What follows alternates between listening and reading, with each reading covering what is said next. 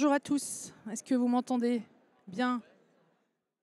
Alors, ceux qui sont arrivés juste, qui seraient venus exprès pour ma masterclass, a priori, il faut que vous scanniez ce petit QR code et ça vous permet de bien entendre le micro. Voilà. Et pour poser les questions, parce qu'il y aura un temps de questions à la fin, vous lèverez la main et je vous passerai le micro pour que tout le monde vous entende également dans ses oreilles. Alors moi, je suis Séverine Loureiro, je suis directrice générale du LabRH. Le LabRH, c'est une association professionnelle qui fête ses 10 ans cette année et qui s'adresse aux RH, aux équipes RH de grands groupes et plus petites entreprises d'ailleurs, pas que les grands groupes, et aux startups RH.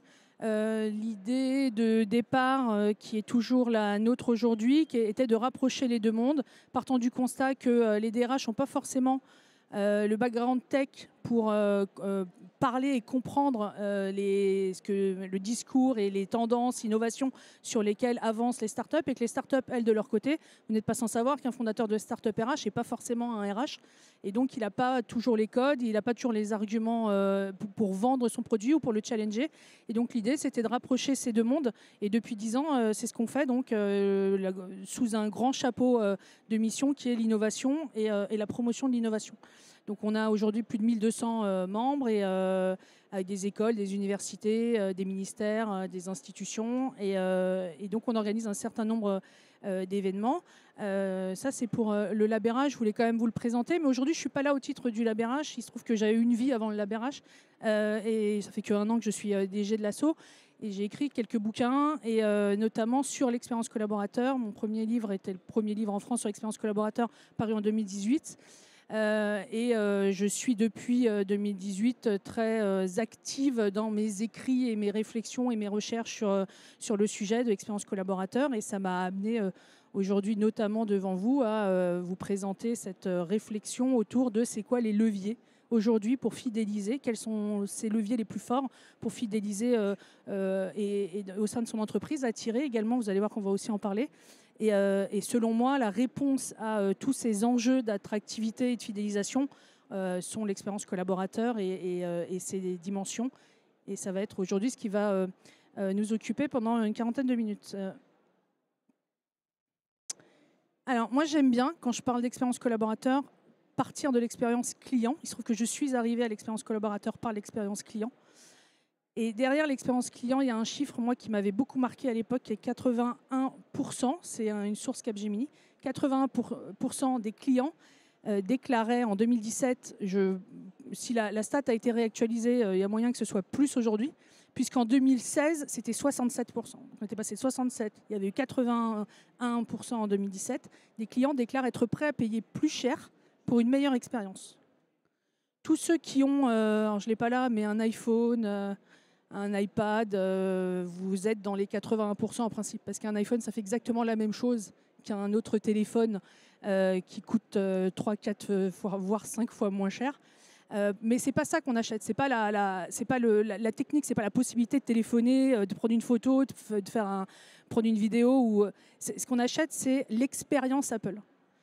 Et donc derrière ces 81%, il y a cette idée de l'expérience que le client va être prêt à payer, la valeur ajoutée, en plus des prérequis techniques et en plus de ce que lui permet de faire le produit. Il y a un autre grand exemple qu'on cite quand on s'intéresse à l'expérience client, qui est le café.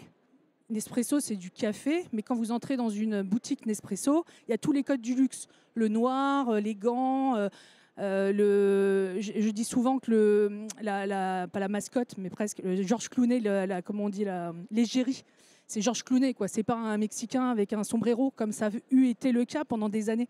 Vous voyez Nespresso a voulu upgrader le truc, et notamment en passant au niveau de l'expérience. Et donc en vous permettant, quand vous entrez dans une boutique Nespresso pour acheter du café, qui est un bien extrêmement basique de consommation, en vous permettant de vivre une expérience en plus. Et c'est ce qui fait qu'on paye plus cher une dosette de café, alors que ça reste du café. Donc voilà, derrière ce chiffre, il est hyper important, parce que c'est ce chiffre qui fait que les entreprises ont investi autant d'efforts, d'énergie et d'argent dans l'expérience client. Et que le tournant marketing des années 2000, c'est l'expérience client. Il y a un livre, pour ceux qui s'intéresseraient à remonter aux origines de l'expérience client, un livre de Joe Pine paru en 1999, qui s'appelle L'expérience économie. Et je vous invite à le lire. Dedans, on a vraiment les fondements de cette notion d'expérience et de ce qui est prêt à acheter. Enfin, comment on peut faire vivre une expérience pour faire consommer plus, cette valeur ajoutée en plus aux clients.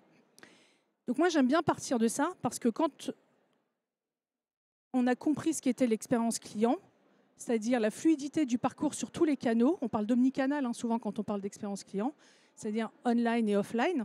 Comment est-ce que, si je filme ma métaphore de Nespresso, comment est-ce que j'envoie le même message sur mon site carrière ou dans ma boutique? Donc ça, c'est ce qu'on appelle l'omnicanalité. Et je pense qu'il faut que quand on est RH, il faut réfléchir de la même façon à omnicanalité. Comment est-ce qu'un candidat potentiel, je lui fais vivre la même expérience, qu'il soit sur mon site carrière, qui viennent à un entretien ou qui viennent à un entretien à distance ou qui viennent dans les murs rencontrer l'équipe avant de se faire recruter. Donc il y a toute cette notion d'omnicanalité. Là, j'ai pris l'exemple de l'avant. Il vient se faire recruter, mais il y a évidemment ensuite l'après. On en parlera beaucoup de l'expérience collaborateur. Comment je fais vivre une expérience qui est cohérente et qui est omnicanal, quel que soit, et on en parlera un petit peu tout à l'heure, quel que soit l'endroit où se trouve le collaborateur aussi, avec le travail hybride, il y a une vraie question sur l'expérience collaborateur. Quand vous êtes chez vous dans votre bureau, vous n'êtes plus dans les murs de l'entreprise, donc c'est plus difficile pour l'entreprise de vous faire vivre une expérience collaborateur alignée. Donc derrière cette notion, derrière cette définition de l'expérience client, déjà, si on a une double lecture, on peut transposer des enjeux pour les RH.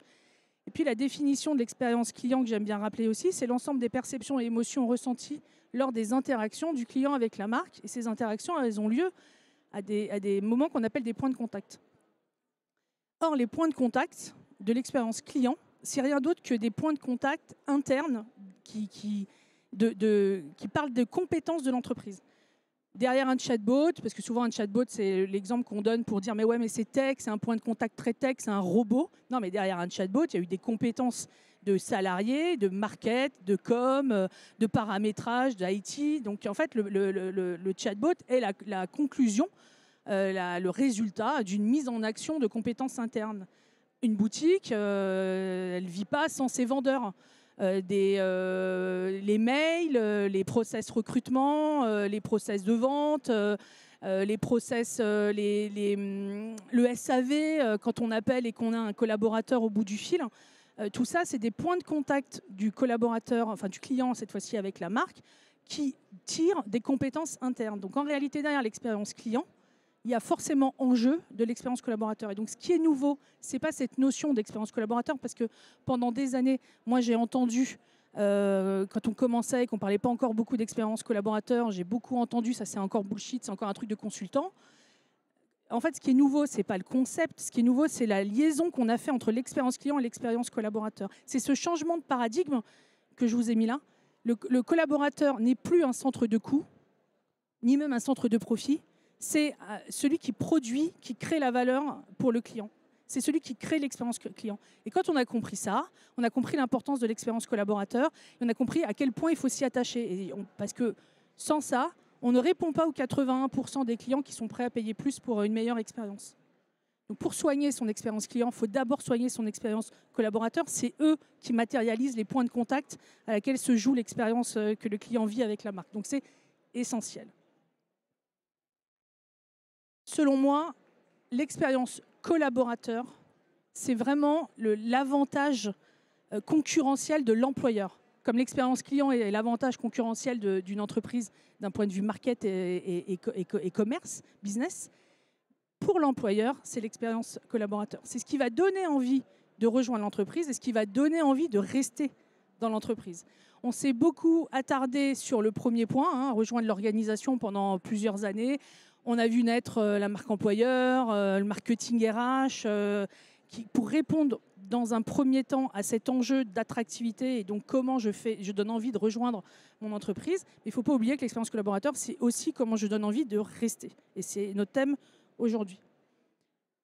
Et pour que ce soit plus concret sur ce qu'est l'expérience collaborateur, et après je vais vous l'illustrer avec des process et du très concret, déjà une définition qui est une définition extraite du livre Booster l'expérience collaborateur.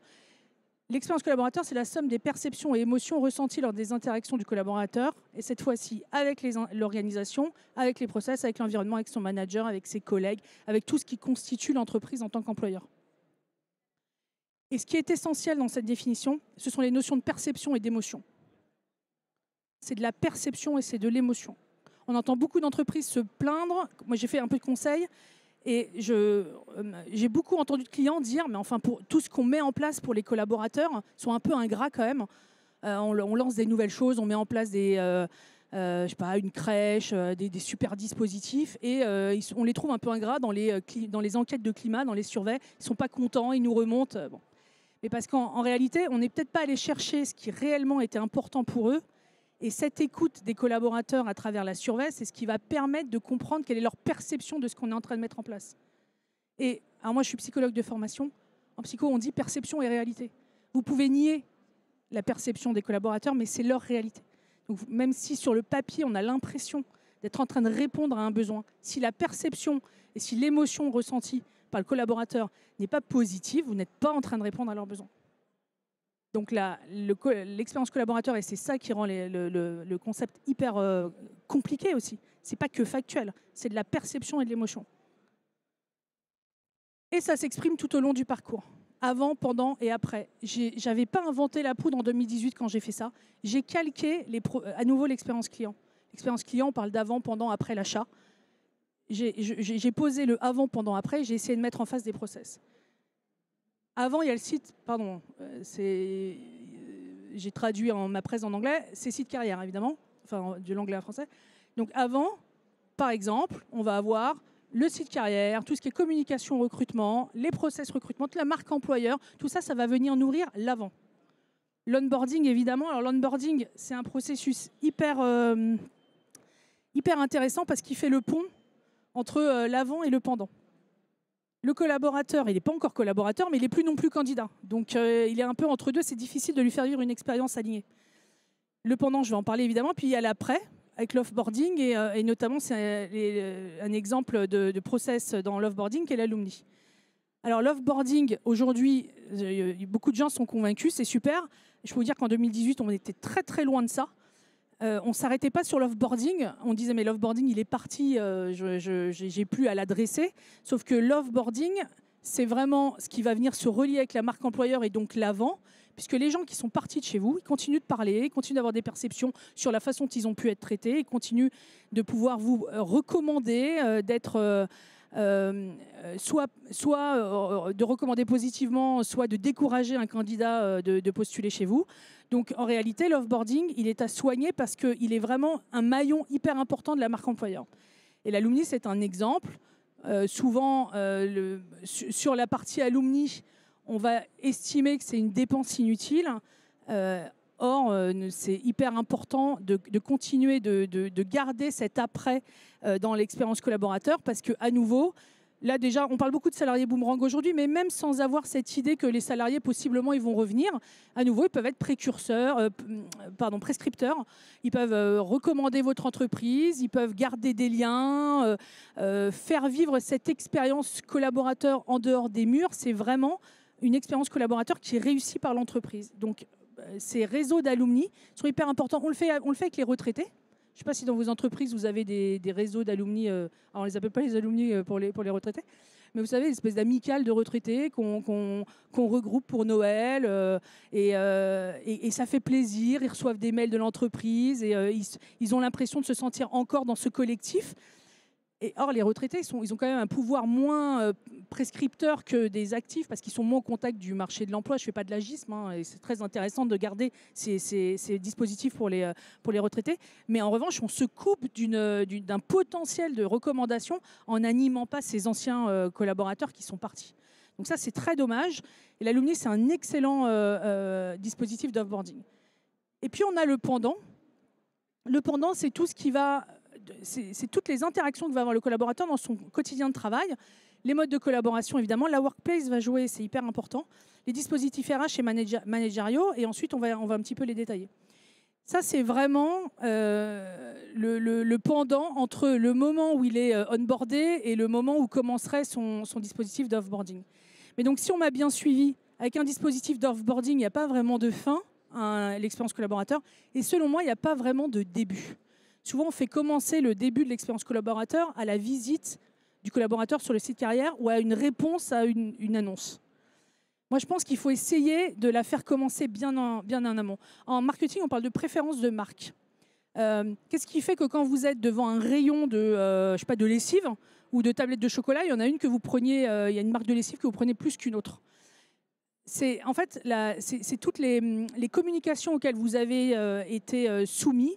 Alors consciemment ou sciemment, vous êtes allé visiter le site, vous êtes allé regarder vous suivez je sais pas, le compte Instagram, vous suivez le compte Twitter, etc. Ou bien inconsciemment, toutes les pubs qu'il y a à la télé, que vous voyez défiler depuis des années, etc., qui font que ça s'est inscrit. Et on appelle ça la préférence de marque. Vous allez vous retrouver devant ce rayon. Et peut-être vous sauriez pas le rationaliser, mais vous allez prendre une marque parce que c'est celle qui vous parle le plus au fil de conclusion de toutes ces coms auxquelles vous avez été soumis. Bon, je pense qu'en RH, on devrait rechercher exactement le même objectif. On devrait essayer d'atteindre la même finalité de préférence de marque de son entreprise. Qu'est-ce qui fait qu'un candidat, quand il est sur Indeed ou n'importe quel site et qu'il voit défiler toutes les annonces, qu'est-ce qui fait qu'il s'arrête sur l'une plutôt qu'une autre? Qu'est-ce qui fait qu'une entreprise attire son regard plutôt qu'une autre et qui se dit tiens, cette boîte, elle me parle, je sais pas, j'ai été en contact dans un réseau d'anciens de mon école ou dans un after-work avec cette boîte où j'ai vu passer plusieurs communications de salariés sur LinkedIn, ils ont l'air de s'y plaire. Tiens, je vais ouvrir l'annonce et je vais répondre. Bon, ça, c'est de la préférence de marque insidieuse qui s'est installée. Et je pense donc qu'il faudrait réellement pas essayer de viser avec l'expérience candidat quelqu'un qui est candidat, mais quelqu'un qui n'est même pas encore candidat. Il n'a pas forcément l'intention de postuler là maintenant. Il postulera dans 6 mois. Il ne sait pas, il n'est pas en recherche. Mais dans 6 mois, quand il le sera, cette préférence de marque que vous avez travaillée avec la marque employeur de façon beaucoup plus profonde et long terme, pas uniquement au moment où il vient visiter votre site carrière, ça viendra alimenter son choix et le fait qu'il va répondre ou pas à votre annonce. Donc, l'expérience collaborateur, selon moi, elle commence très, très, très, très, très en amont de la candidature. Et en fait, elle se termine quasi pas si on est sur cette logique de conserver et de continuer de faire vivre. Est-ce que vous avez des questions à ce stade? Alors, quels sont les leviers de fidélisation et, selon moi, de l'expérience collaborateur? Je vais vous en présenter 5 qui sont les 5 qui sont issus de notre bouquin. Mais en réalité, il y a plusieurs modèles. Donc, ce n'est pas celui-ci qui est la référence. Il y a des modèles en 3 dimensions. Il y a des modèles en 2 dimensions.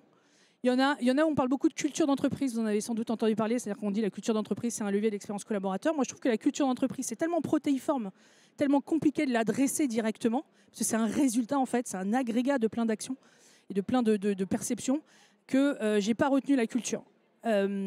J'ai retenu ces 5-là: le sens, l'épanouissement, les connexions, la notoriété et l'écosystème. Le sens, c'est hyper important. Il ne va pas y avoir de hiérarchie dans ce que je vais vous raconter, vous allez comprendre à la fin. Il n'en est pas moins, il faut quand même considérer le sens comme socle de votre travail. Quel est le cadre de référence commun à tous vos collaborateurs? On a parfois, moi je viens d'un grand groupe où on avait plusieurs marques, plusieurs entreprises, plusieurs BU, mais on avait un ADN commun. Donc c'est quoi l'ADN commun de tous les collaborateurs dans votre boîte, qu'elle fasse 50 salariés ou 100 000? C'est quoi? Il faut aller chercher cet ADN. Il faut qu'il y ait ce référentiel commun dans qui on est, vers quoi on va, comment on y va. Et puis, il faut un référentiel commun sur quel est notre objectif. Ça, c'est le projet d'entreprise. Et dans ce projet d'entreprise, ce qui est essentiel pour le sens, ce n'est pas uniquement d'écrire un projet d'entreprise. Moi, je vois beaucoup de grands groupes qui sortent des plans strat à 5 ans, à 4 ans. Ce n'est pas ça qui est important. C'est la façon dont on rend lisible le projet d'entreprise à chaque collaborateur de l'entreprise. Il faut que chaque collaborateur de l'entreprise, et ça, Kiloutou travaille très bien, si vous avez envie d'aller voir des bonnes pratiques, comment est-ce que chaque collaborateur prend le projet d'entreprise, le big roadshow du président qui est venu au mois de janvier nous présenter son truc, mais comment il le comprend, comment ça lui parle, comment il sait au quotidien comment lui il est en train de contribuer à son niveau à ce projet d'entreprise. Et c'est ça qu'il faut qu'on arrive à faire pour donner du sens au quotidien du collaborateur. Ce n'est pas uniquement définir le cadre commun et les valeurs communes, c'est je vais te permettre de comprendre dans le projet d'entreprise quelle est toi ta contribution. Donc les valeurs et le projet d'entreprise sont deux fondamentaux. Et l'expérience collaborateur, elle se nourrit de ça. Le collaborateur, il a besoin de comprendre ce qu'il fait. Et pourquoi il le fait et comment ça contribue à ce que ses copains dans la direction à côté le font et ses copains dans la BU qui se trouvent dans un autre pays, comment ça se mappe avec ce que lui il est en train de faire pour atteindre cet objectif final qui est le projet d'entreprise. C'est hyper important. Un autre socle, un autre pilier de l'expérience collaborateur très important, c'est l'épanouissement. Comment est-ce qu'on permet aux salariés de trouver des sources de réalisation et d'épanouissement dans les dispositifs qu'on va mettre en place en interne. Tout ce qui va tourner autour de l'employabilité est très valorisé par le collaborateur. L'employabilité, ce n'est pas la formation. Ce n'est pas juste comment vous allez le former à tenir son poste et à remplir ses objectifs, je vais dire court terme. C'est comment vous donnez du sens à la trajectoire qui est en train de prendre sa carrière. Comment est-ce que vous l'aidez, là on parle beaucoup d'IA par exemple, comment est-ce que vous l'aidez à adapter ses compétences, comment est-ce que vous l'aidez à adapter peut-être dans 2 ans, son job va tellement évoluer, comment vous le préparez aujourd'hui. Et ça, c'est très valorisé par le collaborateur vis-à-vis de l'entreprise. Il comprend qu'on est en train de le préparer, qu'on est en train de préparer sa trajectoire et sa carrière pour travailler son employabilité. Et quand on interroge les collaborateurs sur ce point-là, ils valorisent toujours très positivement ces actions-là. Donc ça, c'est très important, le développement de l'employabilité dans cette notion d'expérience collaborateur. À nouveau, on parle de perception quand on parle d'expérience collaborateur. Donc la façon dont il vous perçoit en tant qu'employeur, c'est mon employeur cherche à me permettre d'être toujours adapté au marché du travail. Donc c'est fort en fait comme message pour lui. Il y a également la capacité d'initiative et le droit à l'erreur que je relis. Alors le droit à l'erreur, c'est central dans ce qu'on appelle la sécurité psychologique. C'est un pilier de la sécurité psychologique. Comment est-ce que le collaborateur, en interne, il se sent safe pour tester, pour innover, pour proposer des nouvelles choses. Il ne craint pas de se tromper, il ne craint pas de conséquences malheureuses à une erreur qu'il pourrait faire, parce qu'il a compris, parce qu'on lui a expliqué que dans son organisation, le droit à l'erreur, c'était avant tout un devoir d'apprentissage, et que donc il fallait qu'il communique sur les erreurs, il fallait qu'on se penche sur ces erreurs pour les comprendre, pour permettre à tout le collectif de progresser. Quand on a réussi à faire passer ce message-là, on est en train de réellement institutionnaliser le droit à l'erreur dans son entreprise et de libérer les créativités en interne. Donc le droit à l'erreur, ça permet également cet épanouissement et cette réalisation de soi qui sont piliers dans l'expérience collaborateur. Donc il y a cette deuxième dimension de l'épanouissement. Il y en a une troisième hyper importante, c'est les connexions. Alors, à chaque fois, les 5, je vais vous dire, elle est hyper importante. Donc les connexions, c'est les interactions. Quelles sont les interactions entre comment ça se passe quand le collaborateur doit collaborer avec une autre équipe, une autre direction comment ça se passe quand il doit collaborer avec même ses collègues au sein d'une équipe? Est-ce qu'il y a des rituels? Est-ce que le management est un management basé sur la confiance? Est-ce que les connexions sont saines pour lui? À nouveau, on parle de sécurité psychologique ici, mais pas que. Est-ce que ces connexions lui permettent d'être efficace? Est-ce que ces connexions créent de la friction ou est-ce qu'elles sont fluides et elles lui permettent de réaliser ce qu'on lui demande et ce qu'il a envie et de donner son max pour atteindre son potentiel? Ça, c'est hyper important que ces connexions-là, elles véhiculent également ce que j'ai appelé un plaisir de collaborer. Je trouve qu'on ne parle pas assez de plaisir dans la façon dont on parle au travail, du travail ensemble. Il faudrait peut-être plus investir cette notion. Que les gens aient plaisir à travailler avec leurs collègues, à collaborer avec leur manager et à chercher à atteindre les objectifs qu'on leur a fixés, auxquels ils ont contribué. Voilà. Il y a cette notion de plaisir qui est hyper importante dans l'expérience collaborateur, je vais le répéter, mais l'expérience collaborateur, c'est de l'émotion et de la perception. Le plaisir, c'est une émotion. Donc il faut aller chercher un peu ça. La notoriété de l'entreprise est le quatrième pilier dont je vais vous parler aujourd'hui. C'est l'image de l'entreprise. Et là, je vais insister sur la fierté. Comment on développe. On a beaucoup parlé de sentiment d'appartenance il y a quelques années quand on investissait les périmètres de la marque employeur. Ça reste toujours aujourd'hui un enjeu pour les entreprises de créer cette fierté. Comment est-ce que je permets à mes collaborateurs d'être fiers de ce qu'on fait, pas uniquement de ce qu'on leur propose en termes de dispositifs RH, mais de la façon dont, en tant qu'entreprise, on s'inscrit dans la société. Comment est-ce qu'on traite nos fournisseurs, les retours qu'on a des clients. Enfin, je ne sais pas si parmi vous, il y a des salariés de chez Total, mais Total, par exemple, en ce moment, est un peu bousculé avec toutes les questions autour de l'écologie, du développement durable. Bon, les collaborateurs, on ne tire pas forcément de fierté de travailler chez Total. Les enquêtes, en ce moment, ne sont pas hyper bonnes. Peut-être qu'ils adorent leur job. Moi, j'ai travaillé pour le tabac il y a longtemps, dans une industrie tabac. Bon, on n'était pas fiers de notre industrie. En revanche, on trouvait d'autres sources de fierté en interne dans l'entreprise. Donc, comment vous donnez, vous nourrissez ce besoin. On a besoin de fierté. Facebook et d'autres boîtes font visiter, vous le savez sans doute, il y a des portes ouvertes pour faire visiter son campus avec les familles. Et donc, ils veulent stimuler ça. Tu viens avec tes gamins le dimanche, voir le bureau des collègues, voir le bureau de papa, maman. Et il y a des activités qui sont organisées et tout. On veut que le collaborateur il soit fier de montrer sa boîte.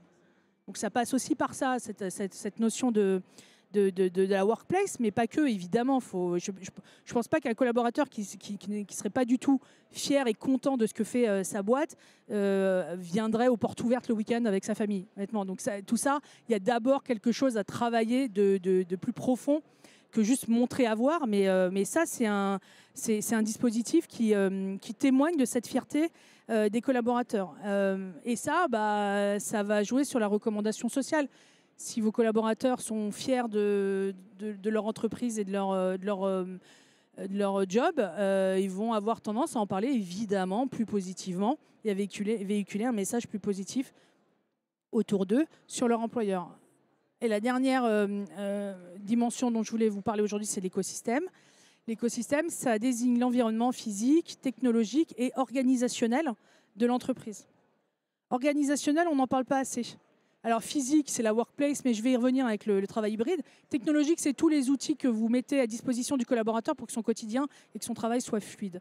Et puis il y a organisationnel. Et organisationnel, c'est la façon dont l'organisation sert le quotidien du collaborateur aussi. Est-ce que c'est lisible pour lui? Est-ce que c'est compréhensible? Est-ce qu'il comprend ce que font les autres directions qui sont à côté de lui sur l'organigramme activité de l'entreprise? Est-ce qu'il comprend la façon dont chacun collabore, chaque direction collabore pour atteindre cet objectif que j'ai évoqué tout à l'heure, qui est le projet d'entreprise?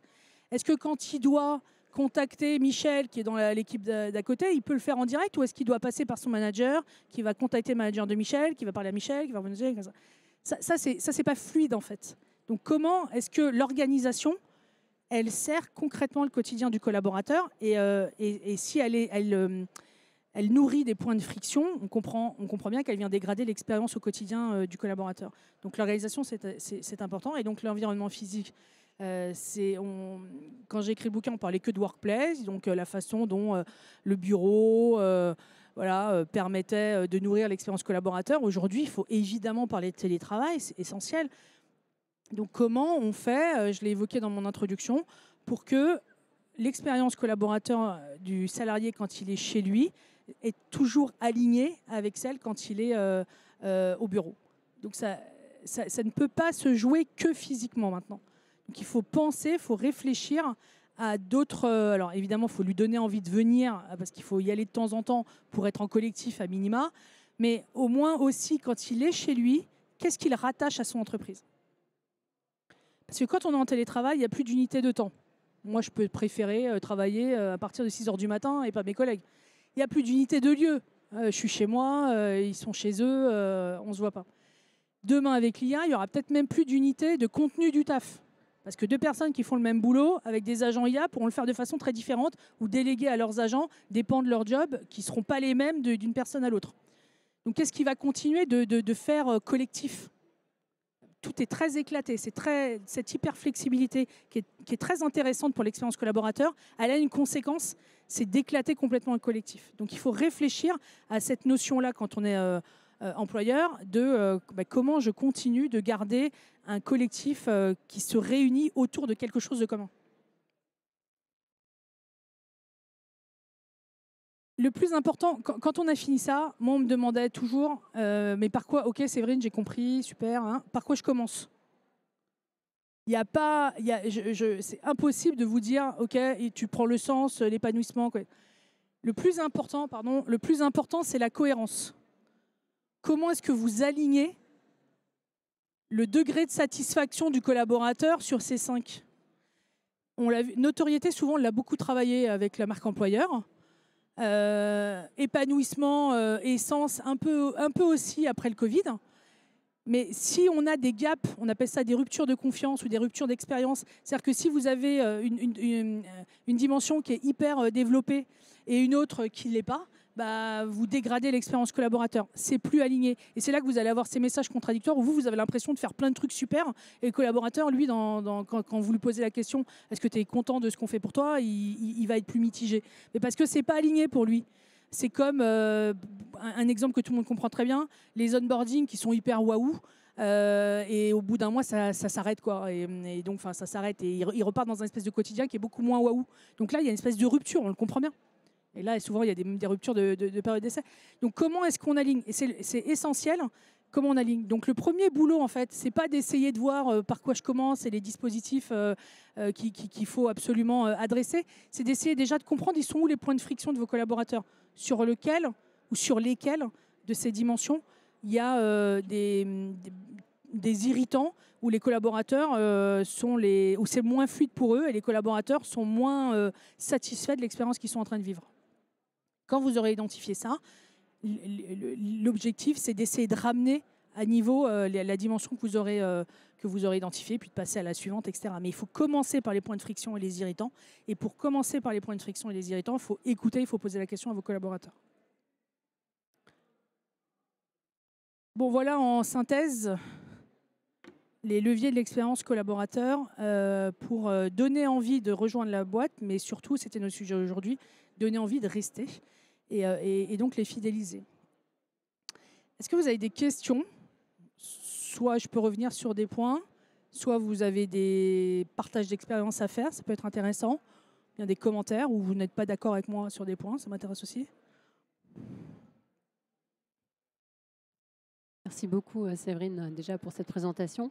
Moi ma question c'est comment on passe au tout début, comment on passe de l'expérience candidat à l'expérience collaborateur. Est-ce qu'il y a un switch? Est-ce que ça s'enchaîne bien? Comment voilà. Ouais. Alors pour moi l'expérience candidat, je dis toujours c'est une pré-expérience collaborateur. Donc c'est une première étape d'un tout. Et il y a une erreur qui est faite dans les entreprises, c'est de ne pas confier aux mêmes personnes dans une DRH les deux.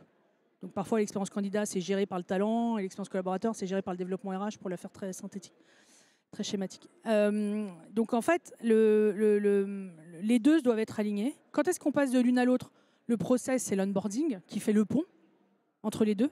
Mais toujours pareil quand je parlais de cohérence, il faut aussi que la cohérence entre l'avant, le pendant et l'après soit hyper alignée. On a tous entendu des collaborateurs qui nous racontent qu'au moment où ils ont annoncé qu'ils voulaient partir, personne ne s'est occupé d'eux. Voilà. Donc là, vous voyez qu'il y a une rupture entre le pendant et l'après. Idem, voilà, s'il y a la même chose, cette rupture de confiance et d'expérience entre l'expérience candidat à l'avant et le pendant, ça ne marchera pas ou on laissera. Il y aura un côté assez déceptif en fait. Ok, on m'a vendu du rêve. Avant, on disait on m'a vendu du rêve en entretien et quand j'ai intégré l'entreprise, c'était nul. Bon, maintenant, on dit on m'a vendu du rêve en entretien. Quand j'ai intégré l'entreprise, c'était super et après, c'était moins bien. Bon, il faut que jamais il arrive à dire après, c'était moins bien, quoi. Donc, ça doit être vraiment très aligné. Mais pour ça, je pense qu'il faut confier aux mêmes personnes. Enfin, voilà, quand je dis même personne, c'est pas physiquement la personne, mais voilà, à la même direction, à la même équipe, à expérience candidat et expérience collaborateur.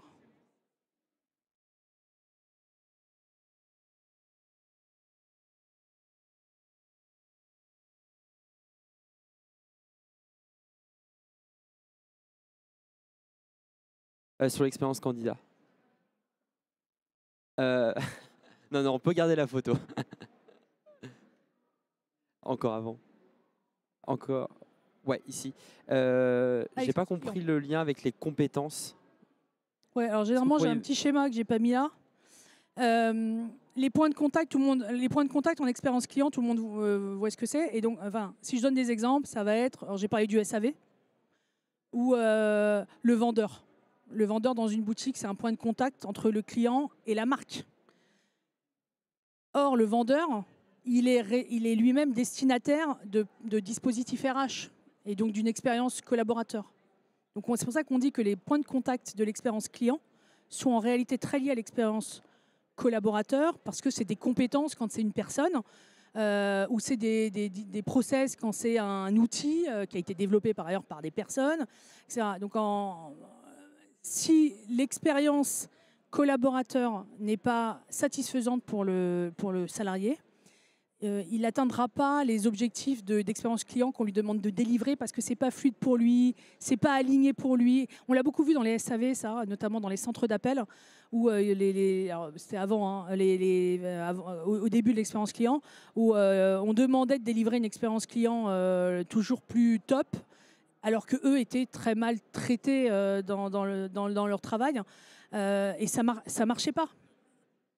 Et là, le point de contact du SAV, c'est des personnes derrière. Et des personnes, c'est une équipe, c'est du management, c'est donc des dispositifs RH et managériaux, etc. Et si tout ça n'alimente pas une expérience collaborateur positive, les points de contact entre la marque et le client, c'est pas fluide en fait. Ça sera de l'irritant.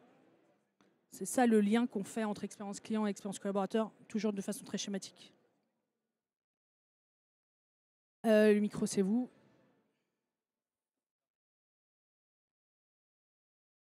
Quelqu'un veut poser une question? Ouais. Merci beaucoup pour la présentation. Moi, j'ai une question un petit peu générale. On entend beaucoup, on dit toujours expérience collaborateur, c'est super important parce que si on ne traite pas bien le collaborateur, le client, etc. Malgré tout, sur le terrain, je trouve que on le prend souvent que sur une partie. Par exemple, on va dire, on va traiter la marque employeur et ça, c'est quelqu'un qui va le gérer au niveau du recrutement uniquement. On voit pas vraiment des gens qui chapeautent vraiment tout ça. Ou alors, ils vont s'appeler directeur de l'expérience collaborateur, mais ils vont gérer une partie, par exemple, sur le workspace uniquement, les locaux et tout ça. Nous, je veux savoir, est-ce que vous avez des exemples d'entreprises qui prennent vraiment le sujet, on va dire en transverse, vraiment, parce que pour avoir une vision de ce qu'il faut améliorer, il faut être en capacité de prendre du recul sur l'ensemble des process de l'entreprise, du candidat, voire avant et après. Et je pense que pour ça, il faut quelqu'un, pas uniquement au recrutement ou uniquement au développement RH ou uniquement formation, mais il faut quelque chose un peu transverse. Donc, je voulais juste votre avis sur le sujet. Oui, alors moi, dans mon groupe, on avait une direction expérience collaborateur, c'est ça où j'étais. Donc oui, il y en a. C'est plutôt un grand groupe.